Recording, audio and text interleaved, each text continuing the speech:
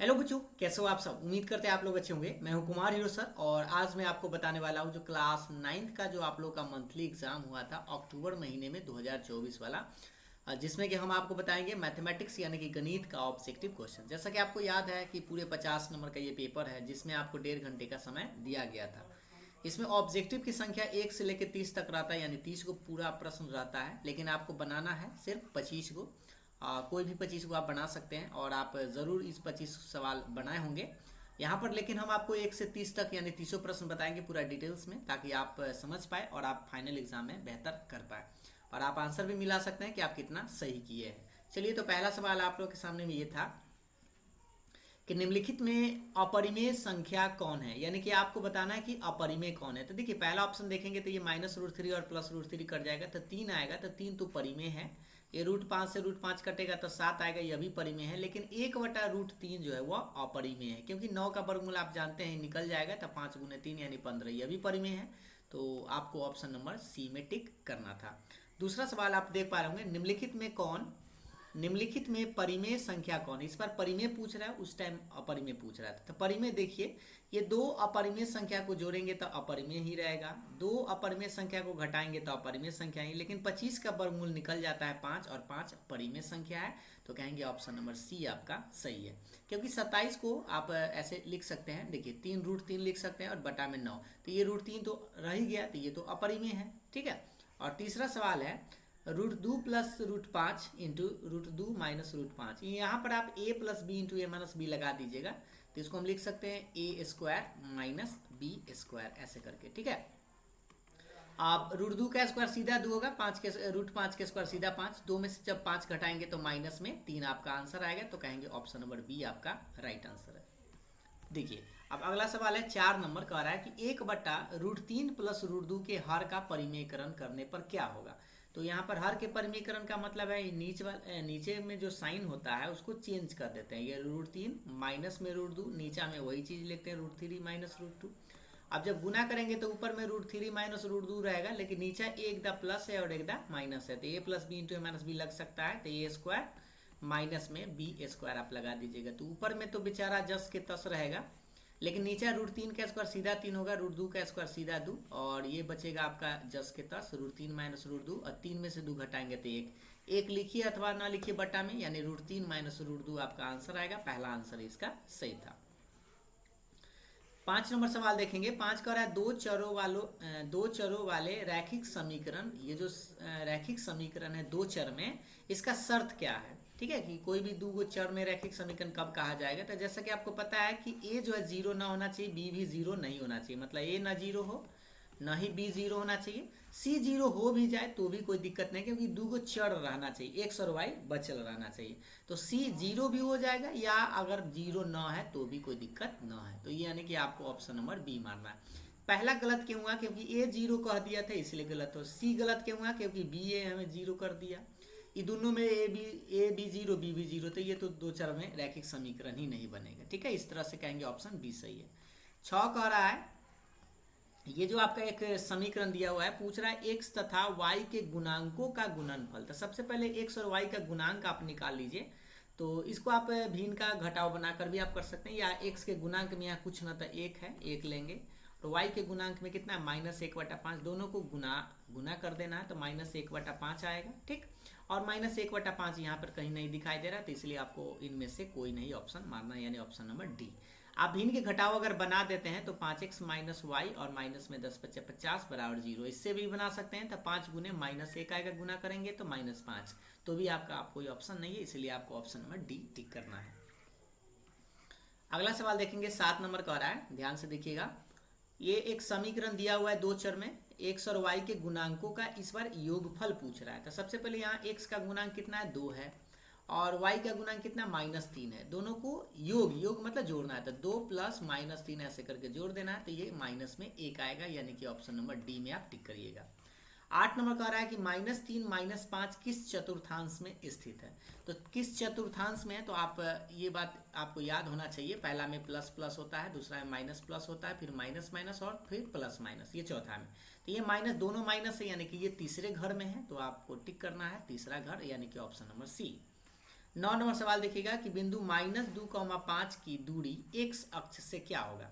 तो हम आपको बताए थे कि x अक्ष से दूरी जो होता है वह y के बराबर, और y अक्ष से जब दूरी पूछता है तो वह x के बराबर।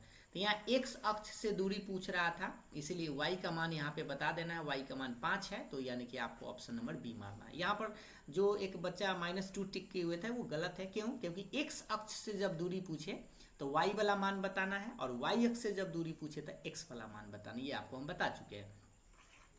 10 नंबर कह रहा है कि कोई चतुर्भुज एबीसी एक समांतर एबीसीडी एक समांतर चतुर्भुज होगा यदि और कब। मतलब कि कोई भी चतुर्भुज को समांतर चतुर्भुज कब कहते हैं। तो जैसा कि आपको याद है कि आमने सामने का भुजा पैरेलल और बराबर होना चाहिए। तो यहाँ पर देखिए ए बी और सी डी पैरेलल कह रहा है और बराबर भी है, यानी पहला आंसर ये आपको सही मारना है। दूसरा में सिर्फ पैरेलल कह रहा है, तीसरा में सिर्फ बराबर कह रहा है, इसमें पैरेलल कह रहा है लेकिन बराबर नहीं कह रहा है, तो इसलिए गलत हो जाएगा। ठीक है, तो ऑप्शन नंबर पहला। 11 कह रहा है समांतर चतुर्भुज के विकर्ण क्या होता है। तो देखिए समांतर चतुर्भुज के जो विकर्ण होते हैं वह सम द्विभाजित करते हैं, बाइसेक्ट करता है वह इच अदर, यानी कि ऑप्शन नंबर बी। ये सब आप पढ़े होंगे, डायरेक्ट आप याद ही रख सकते हैं थ्योरम के तौर पर। किसी चतुर्भुज के कोण अगर 1, 2, 3, 4 के अनुपात में है तो सबसे बड़े कोण का मान। तो देखिए यहाँ पर x लगा के आप मान लीजिएगा, एगो 3x हो गया, एगो 4x हो गया, एगो 2x हो गया और एगो x हो गया।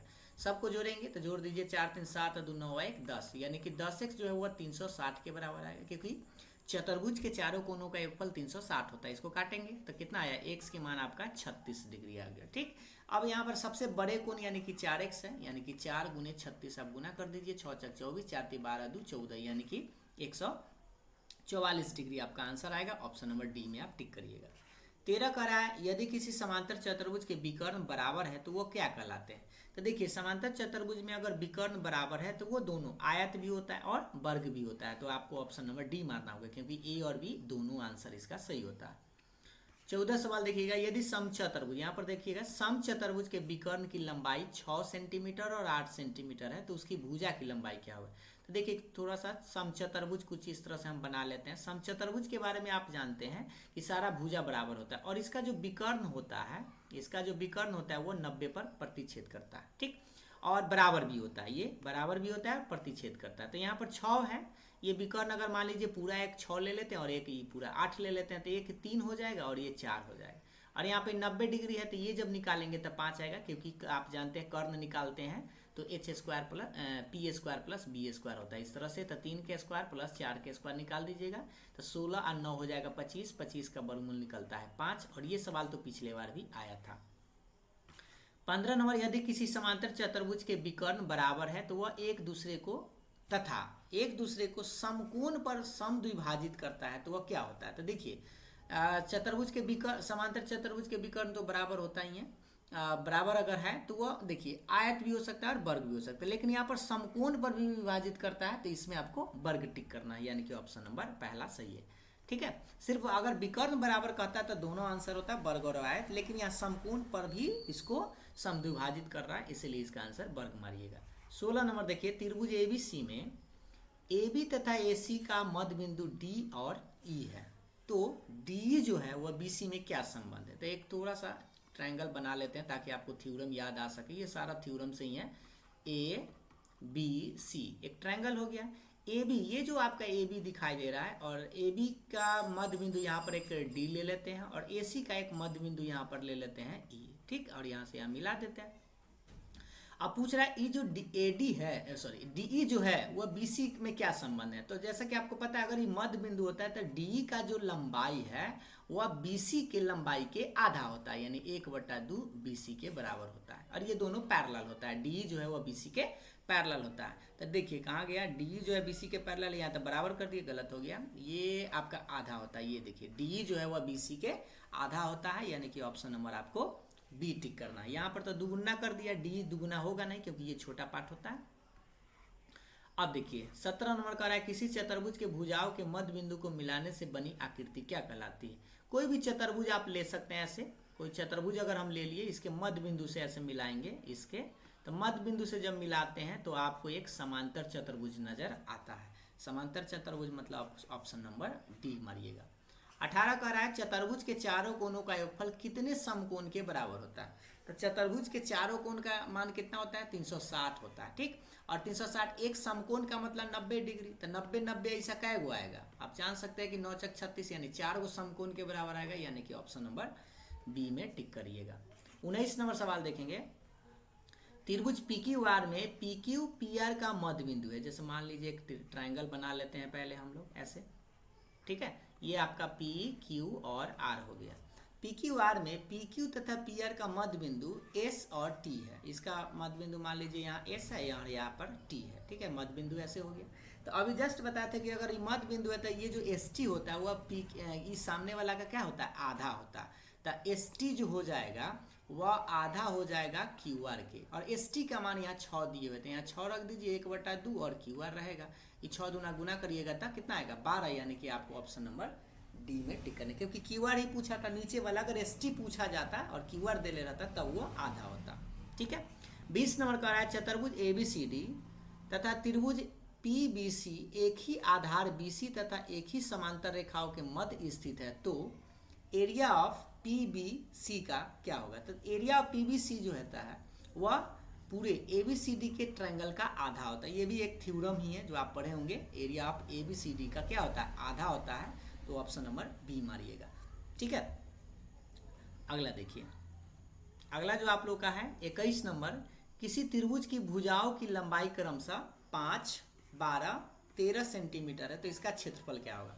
तो ये 5, 12, 13 जो एक समकोण त्रिभुज निर्माण कर रहा है। तो समकोण त्रिभुज मान लीजिए ऐसे है कुछ इस तरह से, जिसमें कि ये 13 है, ये 5 है और ये 12 है, ऐसे मान सकते हैं। इसको ही 12 मान लीजिए, इसको 5 मान लीजिए, कोई दिक्कत ना है। तो इस समकोण त्रिभुज जब बनता है तो इसका आधार गुने ऊंचाई होता है, 1/आधार गुने ऊंचाई, ऐसे गुना कर दीजिए। 5, 6, 6, 5, 30 सेंटीमीटर स्क्वायर आएगा। ये ऑप्शन नंबर पहला टिक करिएगा। 22 नंबर कह रहा है कि किसी त्रिभुज की माध्यिका त्रिभुज को समान क्षेत्रफल वाले कितने भागों में विभक्त करती है। तो देखिए ये सारा जो इस बार ज्योमेट्री का ही थ्योरम ही पूछे हुए, ये ट्रायंगल है, मान लीजिए कोई ABC ट्रायंगल, ठीक है। और इसका एक माध्यिका अगर मान लीजिए AD माध्यिका है, तो ये दोनों जो त्रिभुज है उस दोनों क्षेत्रफल को बराबर बराबर भागों में बांटता है, ठीक है, यानी 2 बराबर भागों में बांट देता है, यानी कि ऑप्शन नंबर पहला इसका सही है, ठीक है। 23 नंबर सवाल देखेंगे कि यदि किसी त्रिभुज ABC की माध्यिका AD पर, जैसे मान लीजिए यही पिक्चर यही ले लेते हैं, ABC है ये, ठीक, और AD पर E कोई बिंदु है, AD पर कोई बिंदु E है, ठीक। और उसके बाद कह रहा है ABC की माध्यिका AD पर, हाँ ठीक है, E कोई बिंदु है, तो एरिया ABE का, देखिएगा ध्यान से, E मान लेते हैं, यहाँ पर हम E मान लेते हैं, ABE इसका जो क्षेत्रफल, ये जो क्षेत्रफल है वो बराबर किसके बराबर होगा। तो देखिएगा ध्यान से, यहाँ पर ये थ्योरम ही आपको लगाना है। यहाँ जो होता है ये ट्रायंगल, यहाँ पर आप देखिएगा, ये जो ट्रायंगल ACE है, ये वाला, ये AEC या ACE, ये क्षेत्रफल के बराबर होता है, यानी कि ऑप्शन नंबर सी मारिएगा इसका। उसके बाद 24 नंबर देखिएगा, त्रिभुज ABC में AB तथा AC पर क्रमशः DE बिंदु इस प्रकार है कि एरिया ऑफ DBC बराबर है एरिया ऑफ ECB। थोड़ा सा ट्रायंगल बना के पहले देख लेते हैं। पहले हम लोग एक ट्रायंगल बना लेते हैं, मान लीजिए A है, ये B है और ये C है। AB पर एक बिंदु ले लेते हैं D, और AC पर एक बिंदु ले लेते हैं E, ठीक है। और इस तरह से देखिएगा ध्यान से, कह रहा है कि area of triangle DBC, D यहाँ पर DBC ये ट्रायंगल, ठीक, ऐसे ट्रायंगल है। और ये पहले ये मध्य बिंदु है, नहीं इस प्रकार है कि ये बिंदु है, तो पहले बता दीजिए दोनों का एरिया बराबर, ये ई वाला, ठीक। अगर ये दोनों एरिया बराबर तो ये दोनों पैरेलल हो जाएगा, समांतर, और जब समांतर होता है तो आप देख सकते हैं कि D जो है वह BC के समांतर है, तो D जो है BC के समांतर है, और ये जो D का मान है वह BC के आधा होता है। ये थोड़ा देर पहले भी हम आपको ऐसा बताए थे, तो यहाँ पर ये ऑप्शन नंबर आपको डी टिक करना है। 25 नंबर का रहा है गोला का संपूर्ण पृष्ठ क्षेत्रफल क्या होता है। तो देखिए गोला आप जानते हैं कि गोला में आपको गोला का जो संपूर्ण पृष्ठ क्षेत्रफल होता है 4πr² होता है, यानी कि ऑप्शन नंबर डी एकदम सही टिक किए हुए था। 26 नंबर का रहा है 14 सेंटीमीटर व्यास वाले गोले का संपूर्ण पृष्ठ क्षेत्रफल क्या होगा। तो गोले का संपूर्ण पृष्ठ क्या होता है, 4πr² होता है। 4 के 4 छोड़िएगा, पाई के मान 22/7, आर के मान यहाँ देखिए 14 न रखिएगा, क्योंकि 14 जो है व्यास है, तो आर का मान आधा होगा, तो 14/2 यानी कि 7 रखना है आपको। ठीक, 7 से 7 कट जाएगा, स्क्वायर है तो 2 को 7 लिख दीजिएगा, और इसको आप गुना कर दीजिए। 22 चौका 88, 88 में आपको 7 से, तो 8 7 56 हासिल 5, 8 7 56 और 5 61, यानी कि आपका ये 616 सेंटीमीटर स्क्वायर आएगा। ठीक है, ये आपका आंसर हो गया। ठीक है, अब देखिए इसको ध्यान से, अर्धगोले का संपूर्ण पृष्ठ क्षेत्रफल पूछ रहा है। तो अर्धगोले का संपूर्ण पृष्ठ क्या होता है, 3πr²। बिल्कुल सही टिक किए हुए, ऑप्शन नंबर बी आपका राइट आंसर है। 28 देखिएगा, 154 वर्ग सेमी संपूर्ण पृष्ठ क्षेत्रफल वाले गोले की त्रिज्या क्या होगा। यानी 154 सेंटीमीटर स्क्वायर जो है वो संपूर्ण पृष्ठ क्षेत्रफल है गोला का, यानी कि गोला का क्या होता है, 4πr² होता है, और बराबर 154 आप लिख दीजिए। इसको थोड़ा सा बना दीजिए, इधर से देखिए 4 के 4 रखिए, पाई के मान 22/7, आर के स्क्वायर छोड़ दीजिए, बराबर 154।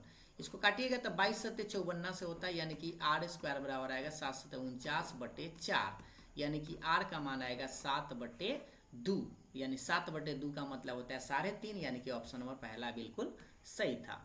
29 नंबर सवाल देखेंगे, थोड़ा सा कलर को कर लिया चेंज। बारंबारता 9 को मिलान चिन्ह द्वारा, तो मिलान चिन्ह में हम आपको बताए थे कि 1 2 3 लिखते हैं, 5 लिखने के लिए काट देते हैं इस तरह से। तो देखिए इसमें 5 है और इसमें 4 है, यानी कि 9 वाला ऑप्शन नंबर बी मारिएगा, ऐसा ऑप्शन नहीं होता है। ठीक है, 30 नंबर सवाल देखेंगे, वर्ग अंतराल 10 से 19 की लंबाई क्या है। लंबाई मतलब होता है दोनों में कितना का डिफरेंस है, तो बड़ा वाला में से छोटा वाला घटा दीजिए, तो 19 में से 10 घटाएंगे तो 9 का इसमें अंतर है, यानी कि आपको ऑप्शन नंबर सी में इसको टिक करना है। ठीक है, ये लेंथ पूछ रहा है, लंबाई पूछ रहा है, तो ये ऑप्शन नंबर सी सही है।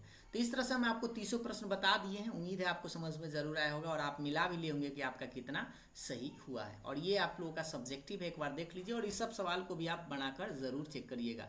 बनाने से क्या होता है कि आपका प्रैक्टिस बढ़िया रहेगा और आप फाइनल एग्जाम में अच्छा नंबर ला पाएंगे। ये आप लोग का सब्जेक्टिव टाइप का क्वेश्चन है, लॉन्ग टाइप का, एक बार देख लीजिए। और ये आपका 2 नंबर वाला सवाल था। ठीक है, तो इस वीडियो को यहीं रोक देते हैं। अगर आपको वीडियो पसंद आया तो लाइक शेयर जरूर करिएगा, अपना राय विचार कमेंट करके जरूर बताइएगा। Thank you.